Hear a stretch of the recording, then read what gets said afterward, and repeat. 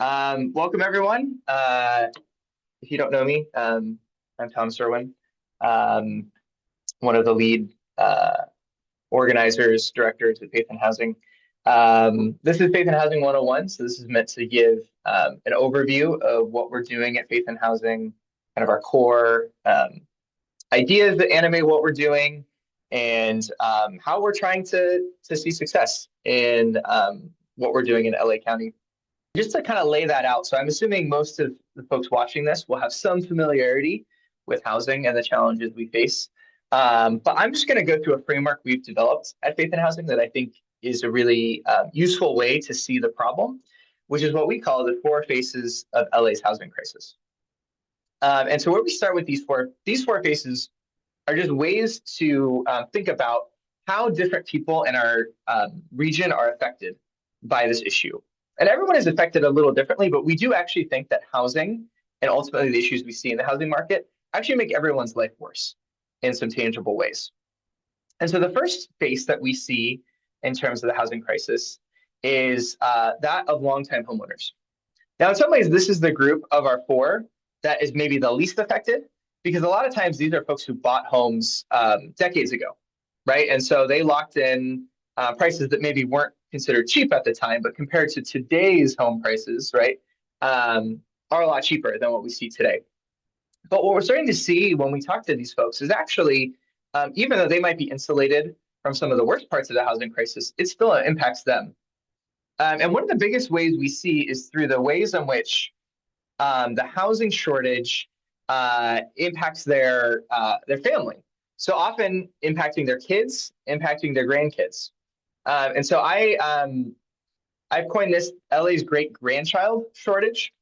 So this is a graph showing data from Los Angeles County, showing how the number of births in the county has gone down over time. So in the early 90s, late 80s, births peaked at about 208,000.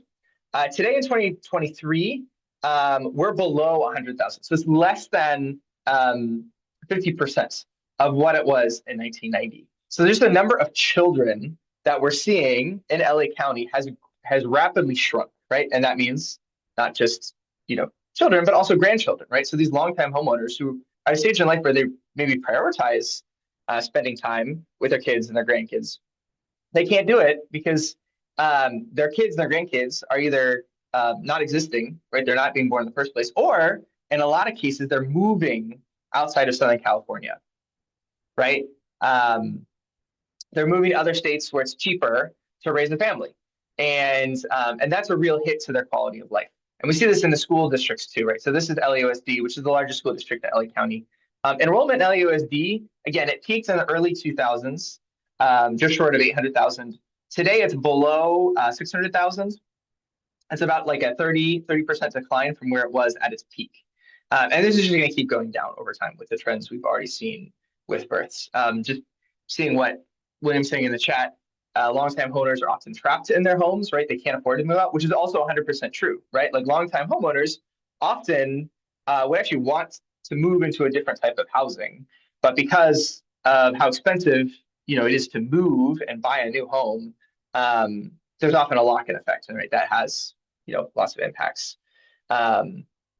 There's also long-time homeowners who maybe they have value in their house, but they can't really do anything with it because they can't take that and move somewhere else. So that's the first kind of face of our housing crisis. The second face that we point to is the aspiring homeowner. Right? So this is the flip side. This is often the child of that longtime homeowner who's younger, who would like to buy a home. In a lot of cases, is actually making what would be considered in the U.S. good money, but just does not find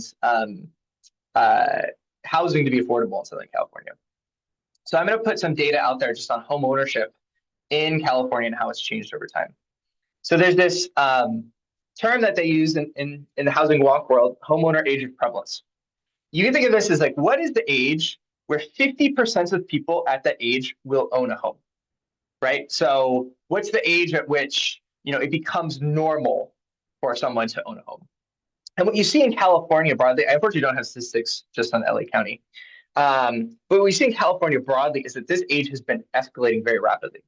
So in 1980, California was a little bit higher than other states, right? So I have Texas and Virginia as other, high income growing states as a comparison. In 1980, the three states were roughly similar, right? The age of prevalence was 32 versus 30 versus 29. And what you've seen is that as we've moved from today, from 1980 to today, in California, that age has gone from 32 to 49, right? So there's a 17-year increase in the age of prevalence in California.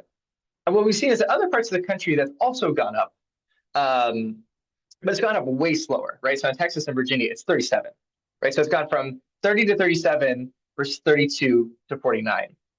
And this becomes even more stark when you start to look at just the pure rate of homeownership in California. So in 1980, 39% of people aged 25 to 35 owned a home in California.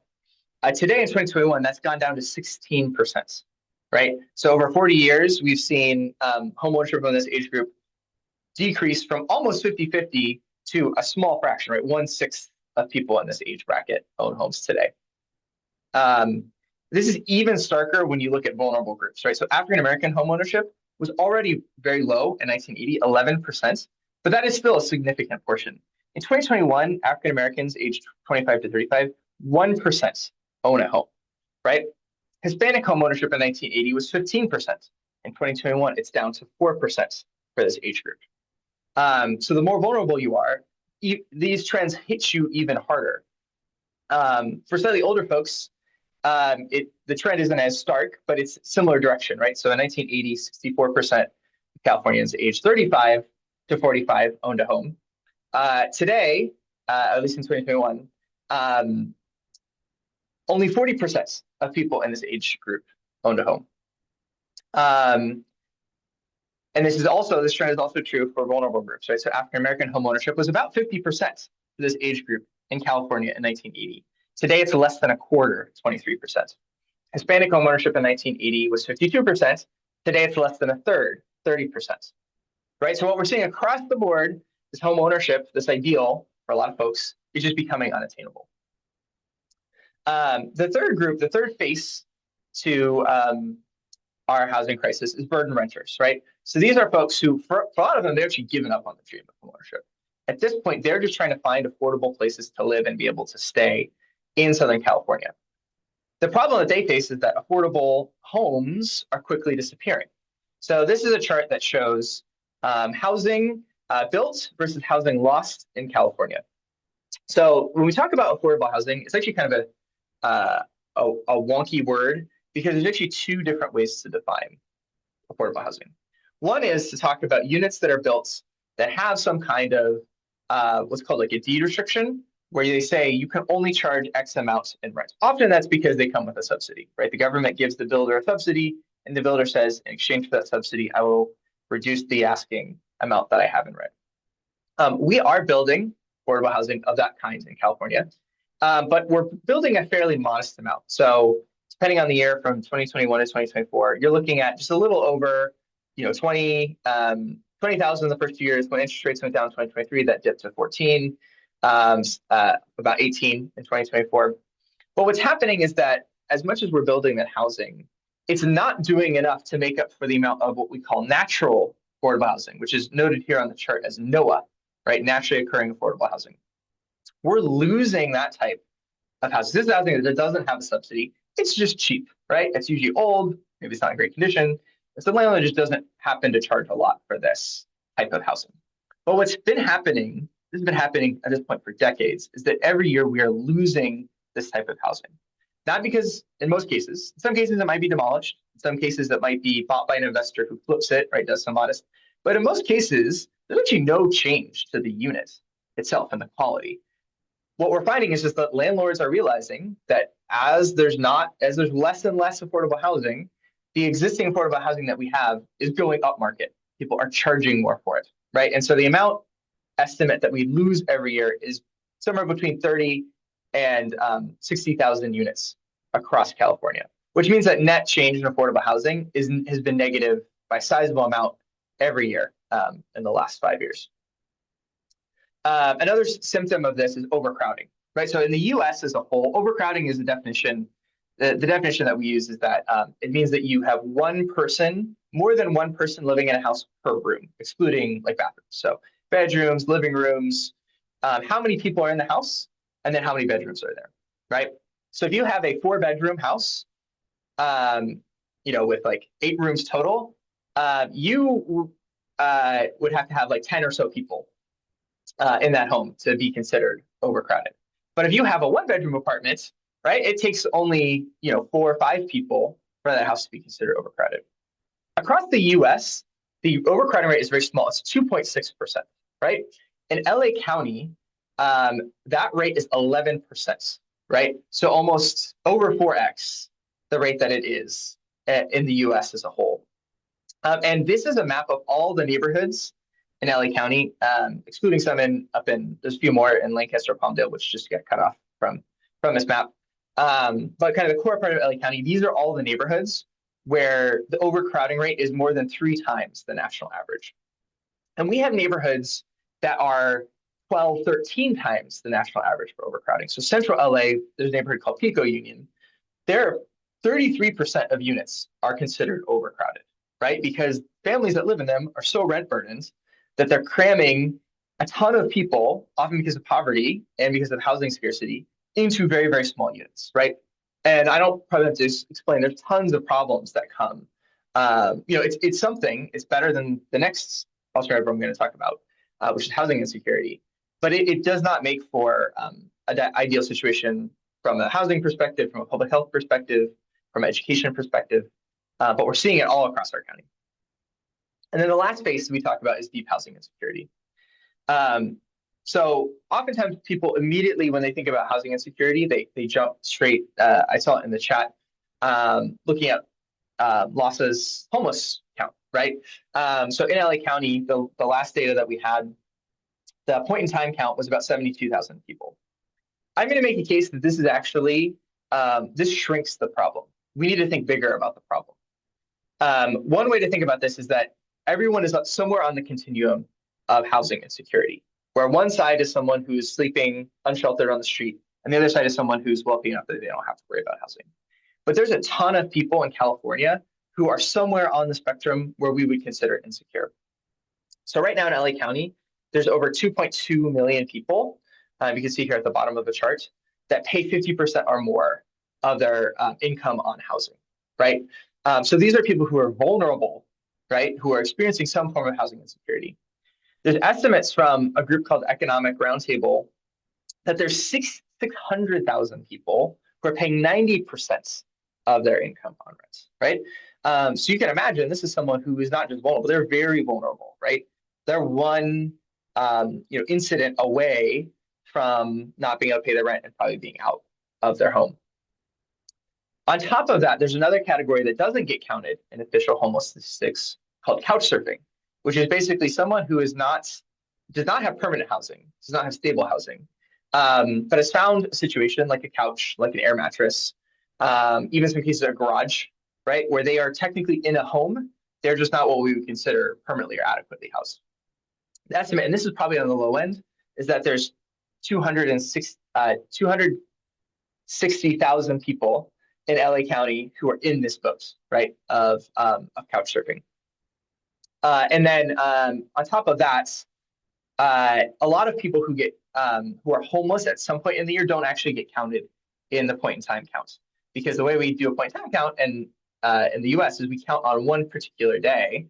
There's a lot of people who are homeless for a very short period of time, and so if you estimate how many, based on the tenure of how long people are on the street on average, how many people will become homeless in any given year in LA County, it's close to 140,000 people, right?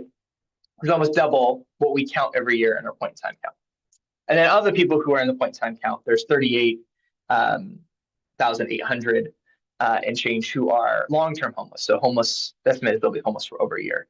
And this is often what people think about, right? People who have deep issues, who have been on the street for a long time. This is sort of the face of homelessness, but it's only the tip of the iceberg of housing insecurity, right? And so this is a big reason why LA County has a much higher rate of homelessness than other. We're going to talk more about this in a second. It's a much higher rate of homelessness than other large metros and regions in the U.S., right? So of all the five largest counties or county-like um, structures in the U.S., LA has by far the highest unsheltered homeless count. Um, if you break it down per 1,000 people, right? So our unsheltered homeless population is almost five times that of Phoenix, which is the next highest of these five, the five largest regions in the U.S. Um, Total homelessness, New York actually has a higher count. But as you can see, the vast majority of those folks are actually in some form of shelter, right? You can debate about how much does that alleviate the problem, in a long-term way, but it at least means that we don't have the problem we have in LA, which is people who have literally um, no roof over their head, essentially. And it's on a scale that's hugely out of whack with what we see in the rest of the country. At this point, we've talked mostly about housing, um, just because I think it's important to set the groundwork of like, what do we see here on the ground? Um, what's going on in the city? But there's another piece to this, which is like, why should we care, right, as Christians? I'm guessing most of you, because you're on this call, you probably do care. But I don't think that's something I take for granted when I talk to other folks. And so when I think about why should the church care about housing, I start with scripture, and I start with there's sort of this trio um, of sorry, let me edit this real quick. Okay, there's a trio of parables in Luke, right? So that I think together, I think paint a really interesting picture of what we see in Los Angeles, right? So um, all three of these parables feature someone who is economically destitute, right? So the first of them, I think the most widely known is the Good Samaritan, right? So Jesus tells, in response to a question of who is my neighbor, Jesus tells a story of a man who, is traveling on a dangerous road, is waylaid by robbers, by zealots, and is basically left for dead with nothing on his back, unsheltered on the side of the road. And so this is a man who was a little bit naive, but really has found himself in a situation because of no fault of his own. Um, and then the second parable we see that involves is the prodigal son. So this is a story of a man who makes a very conscious and I would say destructive choice to leave his family's house, go out on his own, make a series of bad choices, at which at the end of it, he finds himself living with pigs, feeding pigs, right? With literally nothing for himself to eat, right? So he's also found himself in a place of destitution. I think more so because of his own choices, right? And then the last parable we see in Luke 16 is about the rich man and Lazarus, right? And this is a story about these two men, one of whom lives a wealthy, luxurious life, and the other is a poor man who lives at his gate with nothing, possibly no shelter, possibly no food. Um, in all three cases, we have someone, right, who, is basically destitute, right, has nothing. Similar to how those 70, 140,000 people in LA that we see, on the street every day, are living. And in all three cases, I think it's really important to note that regardless of the choices that they made, the imperative in Jesus's parable is for us as Christians to care and show compassion to these people in their plight, right? And I think that is just a fundamental part of our moral obligations, regardless of the specific Christian tradition you come from.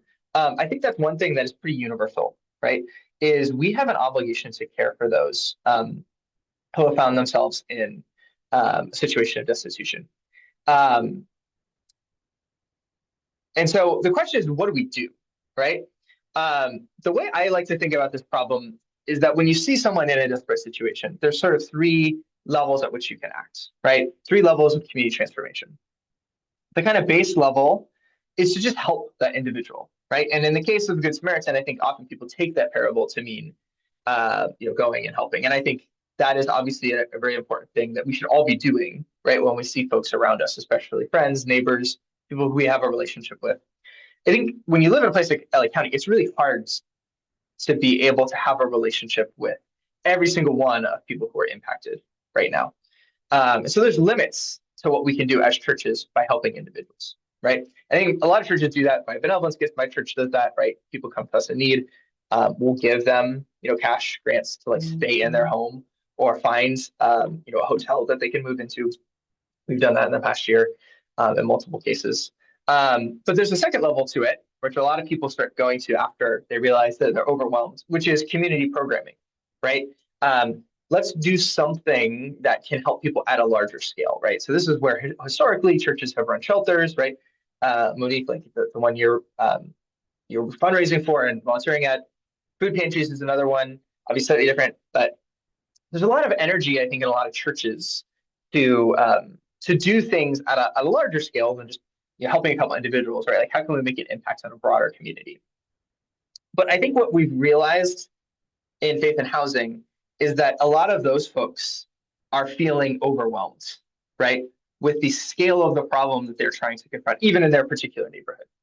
And so I want to put forward that there's a third option, the highest level of scale, which is changing systems and policies, right? Policy advocacy, um, which I think is necessary. And I think right now is a place where a lot of churches have a gap in the way that they're responding on this issue.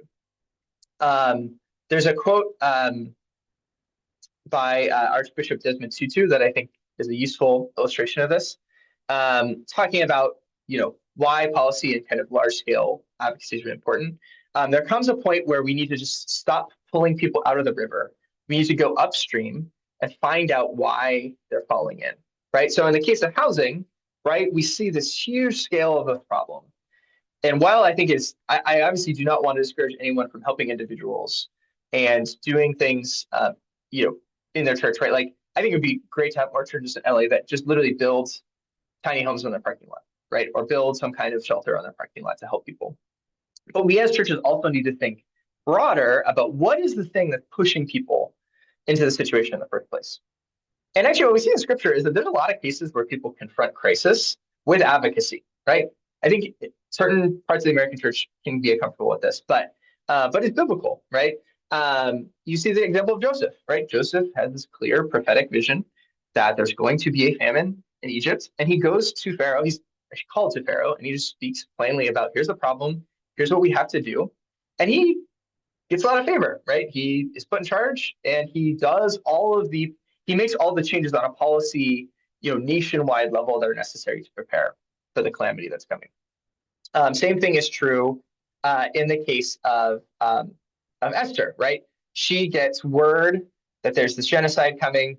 Haman is planning. She goes to, as a queen, she goes to the emperor, the king of Persia, and says, "Hey, this is wrong. We need to do something about it," right? And again, she's met with favor. Things change, policies change. And then Nehemiah, and with Jerusalem's walls, right? He hears these reports that even though the people have been given the ability to go back, return from exile to their homeland, they are not safe, right? They are totally exposed, totally vulnerable. And so what Nehemiah does is he takes action. He advocates before the king, and then he himself, he doesn't just stop with the advocacy. He goes and he leads the effort to rebuild the walls, right? So we see in scripture that there's this context in which we as Christians are called to go and do something about it on an advocacy level. And I think we're at the point in LA where while it is not sufficient to do housing advocacy, it is necessary if we're going to challenge the situation we're in terms of the four faces and just the number of people who are vulnerable and hurting. And so I want to kind of frame this core problem because I think when you look at the four faces, the core problem that is driving all of these is housing scarcity. So I think our challenge, right, is to think in terms of housing scarcity versus housing abundance.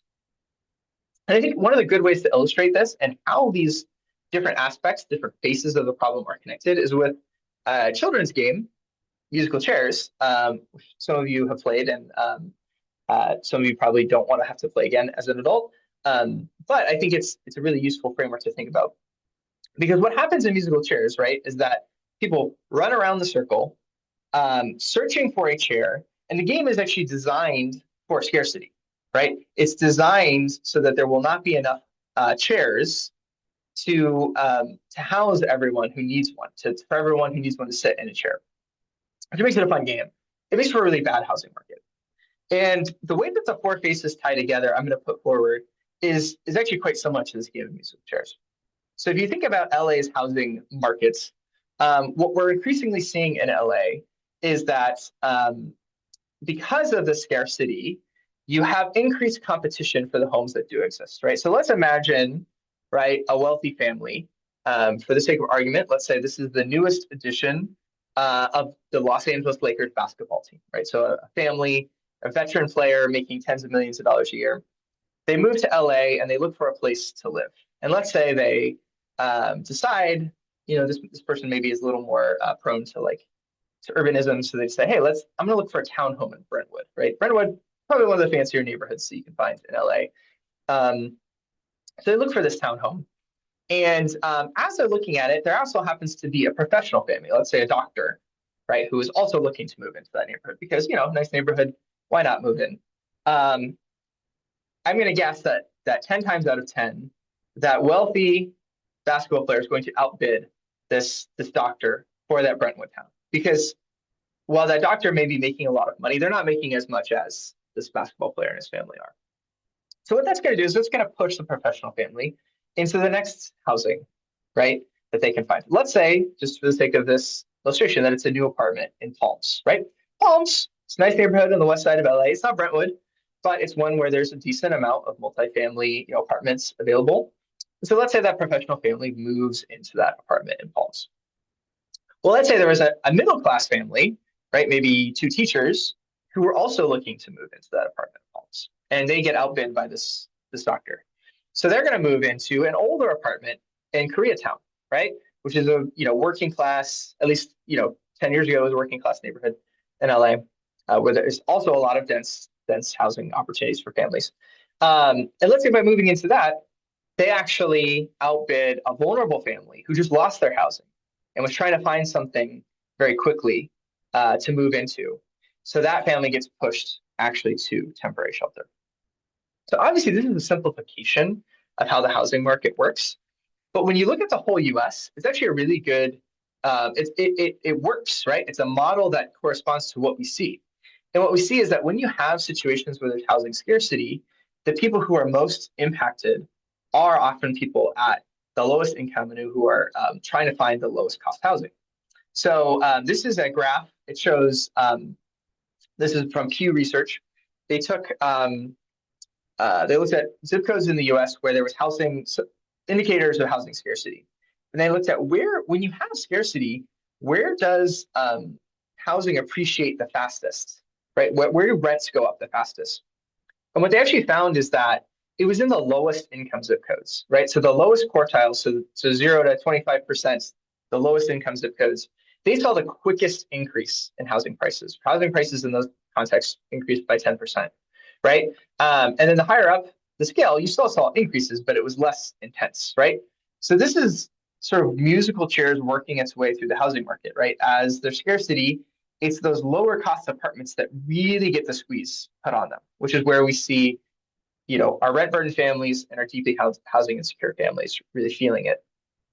Now, I'm going to postulate to you that this doesn't have to be the situation we live in, right? We can live in a situation of housing abundance where we take steps to alleviate scarcity. So let's say, going back to our musical chairs example, that we build a brand new condo in Santa Monica, right? And let's take out our Lakers example. Let's say there's there's an existing couple, right? William mentioned earlier, right? Let's say there's an older family who bought a Brentwood townhome when it was relatively affordable, but actually they really want to downsize. They'd like to move to a building where they don't have to maintain a yard. They don't have to go upstairs, right? So they see this new shiny condo in Santa Monica, very desirable place to live. It's on the beach, has an elevator, right, to assist them. And let's say they decide, oh, this is great. This new home is actually a better opportunity for us. So they move in. Well, then suddenly that townhome in Brentwood is freed up for that doctor's family who before was priced out, right? Which then frees up that new apartment in Palms for those teachers, right? Which then frees up the older apartment in Koreatown for that vulnerable family, and we have one less person who's pushed into shelter. And this is actually something we see, right? So there's actually a study. I don't think I took, yeah, I took it out of the slides. There's actually, someone did a study of this in Hawaii. They looked at a brand new condo that was built right on Waikiki, Ala Moana Boulevard. I was there last summer with my wife for a family reunion. So I walked by this place. So economists actually looked at who moved into that brand new condo building. And they found this is exactly what happened. That it was a lot of older, longtime homeowners, seniors who wanted to downsize, liked the idea of living at the beach, and were willing to pay more than their current home for access right to the beach. This was like a 50-50 affordable condo and then market rate condo building. And what they found is that once you started looking at who moved in, what housing they freed up, and then who moved into that, you started to see this musical chairs and effects, right? There were hundreds of affordable units that were freed up from that new condo, not because the new condo was affordable. Um, Thanks, William. Great to have you. I'll be in touch. Um, so hundreds of affordable units were freed up just because this one condo building was built in Hawaii. And what we see that in other U.S. cities, right? So Austin, Texas, and Raleigh, North Carolina are two examples of cities that have taken steps to alleviate housing scarcity. And what they've seen is that rents have dropped the fastest at the lowest, cheapest tier of housing, right? So in Austin, rents overall went down by 7% in the particular year that you looked at. But that was in the lowest tier of housing, they actually went down by more than 11%, right? Raleigh, North Carolina, rents went down by 3.5%, but in the lowest tier of housing, they went down by almost 6%, right? And I think one of the best cities to illustrate how this works is Houston, Texas, right? So there's been a lot of studies in the U.S. that have looked at the relationship between housing and homelessness.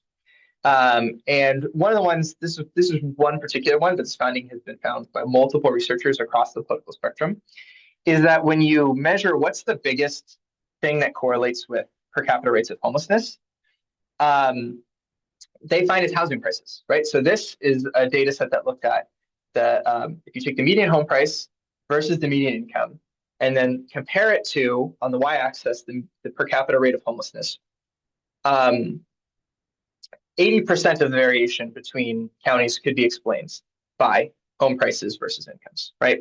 So you can see here, LA is one of the cities with the highest ratios of housing costs, and it's one of the cities with the highest rates of per capita homelessness, right?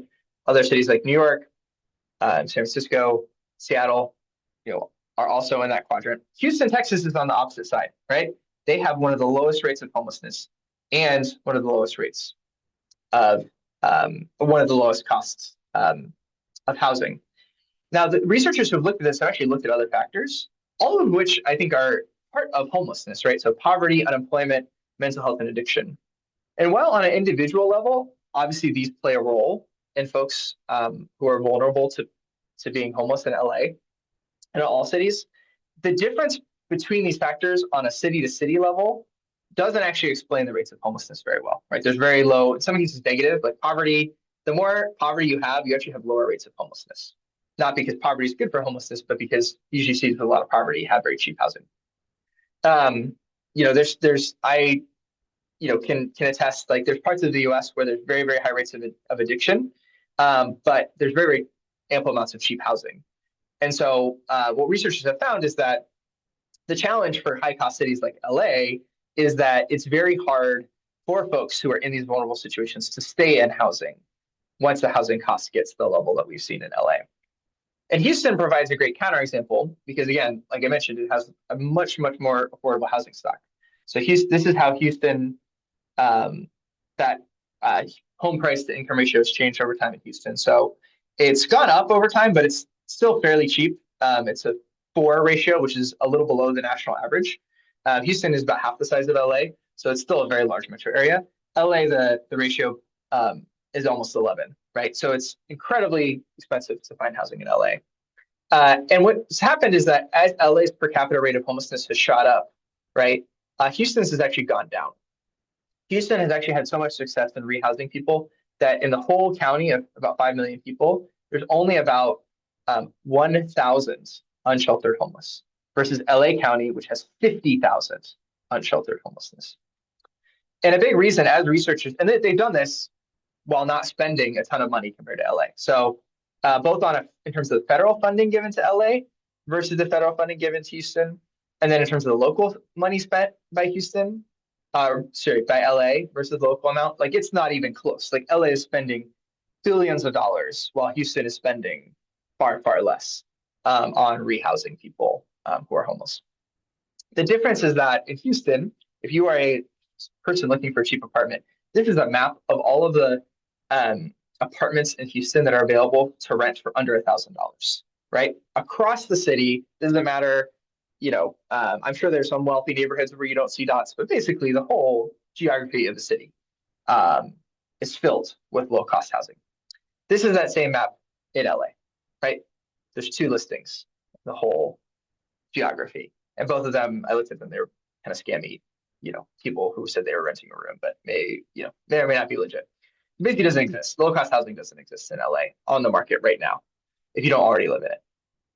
And then on the flip side, research has actually found that the dominant form of housing for people who are single, poor, and housed, right? So not people who are struggling with homelessness, but people who have managed to stay housed even though they're in a vulnerable situation.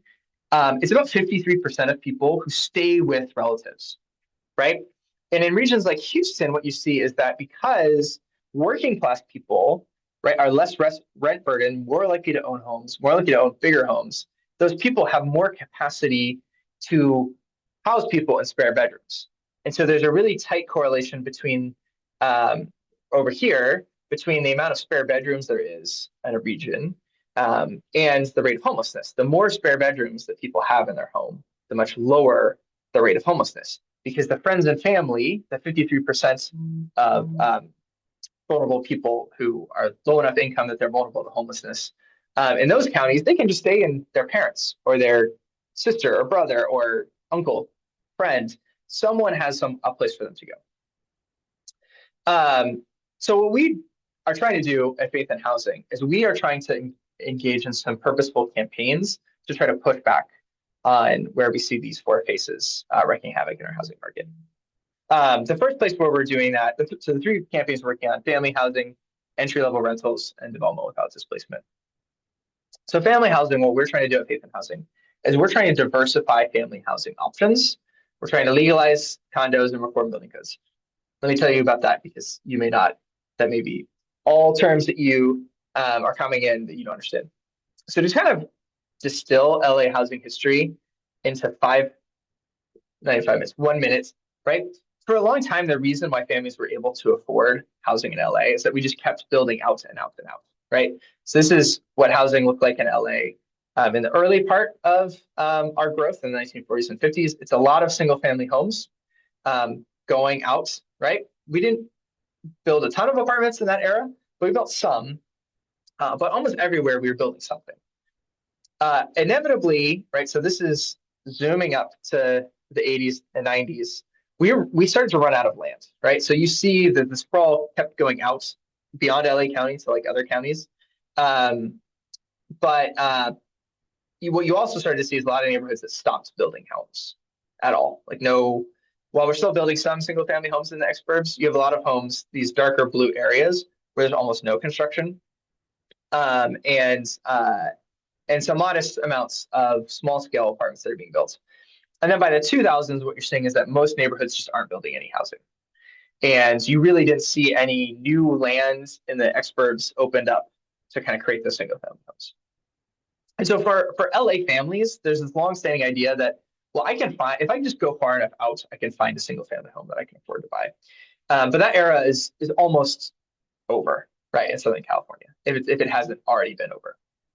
And a big reason why this is true is that historically in LA to today, the only type of housing that we allow in most neighborhoods is single family homes, right? So everywhere you see on the map that's pink is the neighborhood where all you can build in that neighborhood is single family homes. So incorporated LA County, that's 76% of residential land. Unincorporated LA County, it's 90% of land.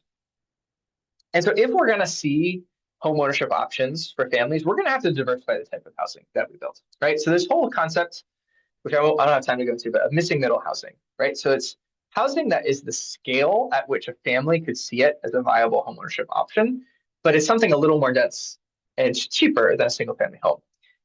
in most of our county, it's illegal to build these types of housing on most lands. But if we start to change those rules, right, we can open up a lot of options for families.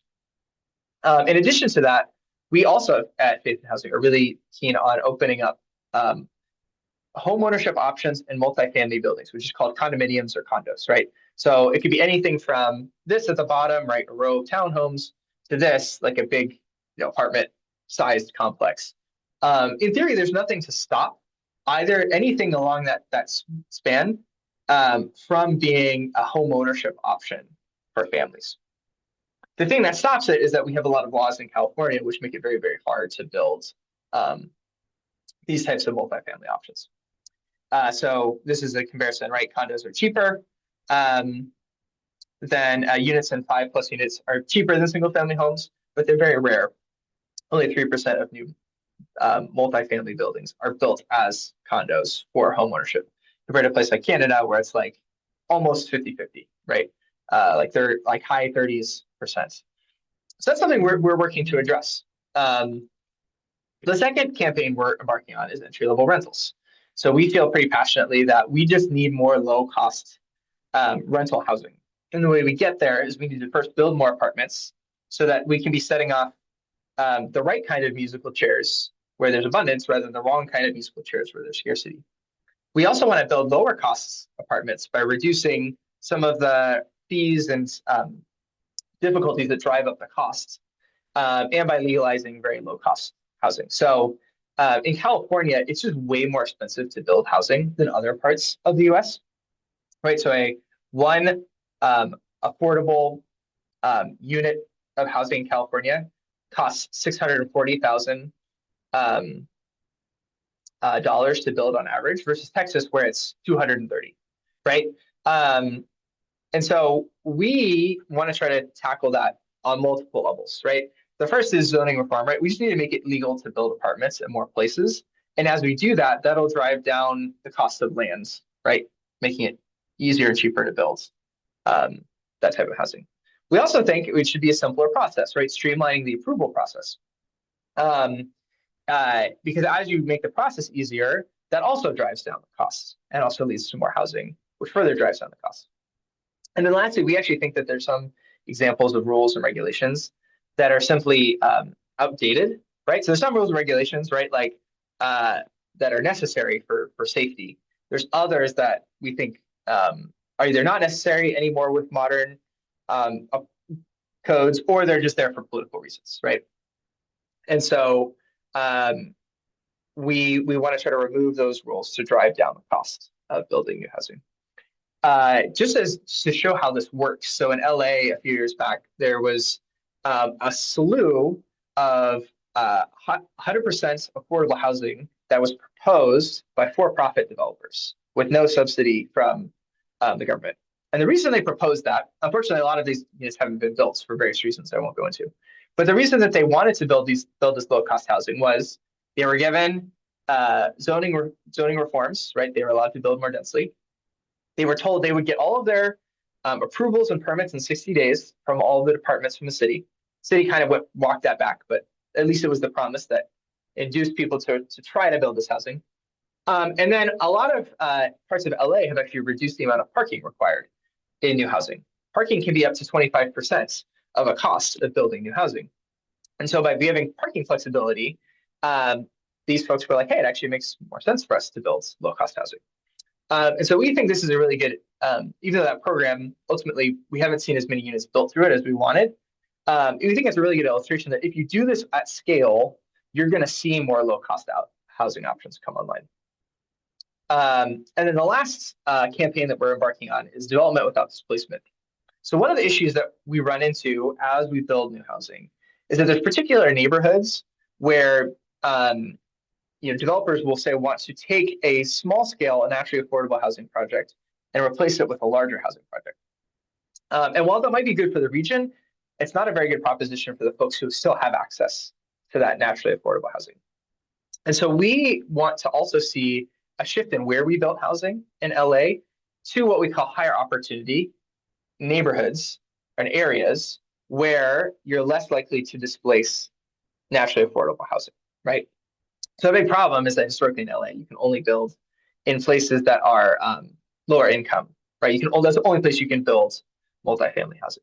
So by shifting this to a broader geography, we can reduce that burden. Well, also another policy we support in this space is our right to return and local preference. So you're someone who's been priced out of a neighborhood, giving you the ability to get preference to go to the front of the line in the new housing that's being built in that neighborhood. That's something that we support. How do we try to see how do we actually change this, right? So we laid out the problem. We laid out that we think that housing policy is how we fix this, and we laid out some of the policies that we're trying to push for. But how do you get involved? How do we actually see change? And how does the church specifically play a role in this? So this is a fun meme that my co-labor Alex likes to use. Don't panic, organize, right? Like when you see a problem that is bigger than any one individual person, often we just shrink back from that. But we at Faith and Housing, we strongly believe that organizing is a tool that we can use to achieve kind of victories in the policy and advocacy space, right? To make ourselves a bigger fish than any one of us would be on our own.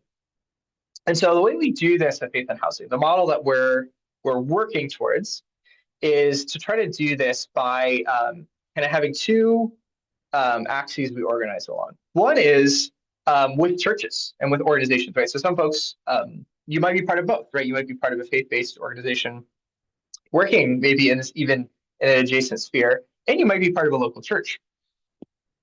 And so what we do is basically what I'm doing right now.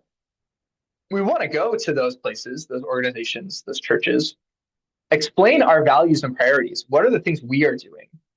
We want to listen to their values and priorities, right? So your church, you might find that maybe one of these spaces is really overrepresented, right? So there's some churches where a huge portion of the church is aspiring homeowners, right?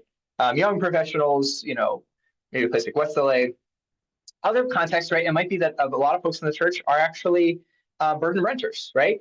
Where I live in East LA, there's a ton of folks on the East Side who are burden renters. And then, my I was talking recently to someone who's planning a church downtown, where there's actually a huge population of folks who are unsheltered, homeless, or housing insecure, living in very, very low cost temporary housing. So what we want to do is we want to hear those needs and figure out how what we're working on connects to what folks are experiencing on the grounds, because that's how we believe that you get the most amount of people power is by actually advocating for the things that will help the felt needs of folks on the ground. And the hope is that as more orgs get invested in this work, we can then shift to the other access, which is elected officials, right? So a lot of folks, most folks, have never interacted with an elected official, or maybe have only done so once or twice. But elected officials, especially in local politics, which is the context in which we work at the state level, we work at the local level here in California. They're very open to hearing what their constituents have to say. Because that's their job, right? They may not tell you that they may have other issues going on, right? But like at the end of the day, their job is to listen to us as their constituents. And so if we can communicate clearly what our priorities and connect elected officials to our values and our policies, there is actually a good chance we can educate and kind of influence our elected officials towards voting and supporting these priorities. And you can do that a host of different ways, right? So a lot of people, when they think about local politics, they think about who do I vote for, right? So I've been part for years of little groups where you get together a few weeks before election day and you say, hey, let's all research all these propositions, all these races. Who should I vote for? Who's good on the issues I care about? That's really important. But in some ways, that's sort of the least impactful way. Like your vote is important, but it's actually the most your vote is very diluted because there's lots of other people who are voting. If you want to influence local politics, the way to do so is by finding higher impact forms of communication, right? And usually that is costlier to you, but it's also costlier and more impactful to the elected official, which is really important. So if you can shift from just voting to also hey, how do I call? my elected official, like take time out of my day to call them and let them know what I think about this issue. If I take time to go to a public hearing, or even best, like if I can get a private meeting with a small group of folks in faith and housing or other housing advocates to talk to them about housing, that can really influence things. Um, Years ago, so I'm going to tell a quick story, which is that years ago, I was in a meeting with my assembly member, who's no longer an assembly member, it's a former assembly member. We had 8 people on the Zoom. Um, this is even before, this is like we're in the proto years of starting faith and housing. And in this conversation with the staff member, they say offhandedly that this is the largest group that they have had on Zoom all year. There are 8 of us, right, advocates in the Zoom room. So about the same we had on today's call. And the assembly districts in California have 500,000 people in them. So if that's the level of influence you get with 8 people, imagine if you had more. So this picture right here is actually from a Zoom from last year, where we as Faith and Housing were working with other groups um, to support one of our key legislative priorities, SB 79, which we supported. And we had a meeting with our local elected, my local elected, where we had 30 plus people on a Zoom, right? Not all of those were faith and housing folks. A lot of them were just housing advocates in the geography that we were able to coordinate with, right?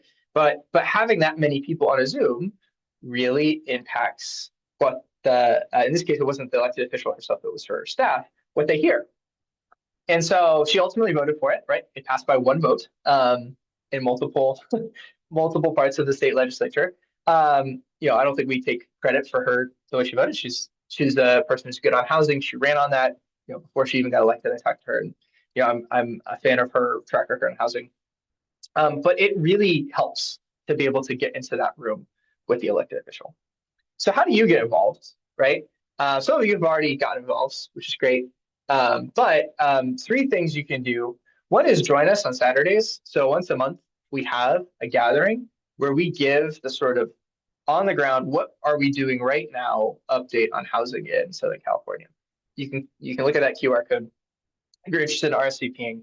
But that's really important because that's how we can kind of communicate, deliver, and then for you, that's how you kind of stay in the loop about what we're doing. Another piece, right, is we need more churches, right? Like we are a small organization at this point. We need more folks to have more impact, right? And so if you're interested in having a seminar at your church or organization, that's similar to what we're doing right now, right? We go through what the problem is, what we think the solution is, what our model for achieving it is. We found that that's a really effective way to bring more folks on board. And then lastly, join us in taking action locally, right? So if you live in LA City, for instance, some of us are going to City Hall next week on Tuesday to talk about the implementation of that bill that we supported last year, SB 79, which passed. Now the city has the option of how to implement it. So actually showing up sometimes actually that's the best way to get folks from your church involved. It's like, hey, we're all calling peer pressure. Can you help us call, right? It makes people feel like they're a part of something. And so joining in a local action is also really impactful. Here's how you can get more involved. So 2 other ways. So and just find out more about what we're doing. So the left, we have a WhatsApp group. You can scan the code on the left and join our WhatsApp. On the right, that's just how we communicate about moment to moment what's going on. On the right, it's our link tree. So that has a bunch of links. Find out more information. See some videos we've made. Join our website.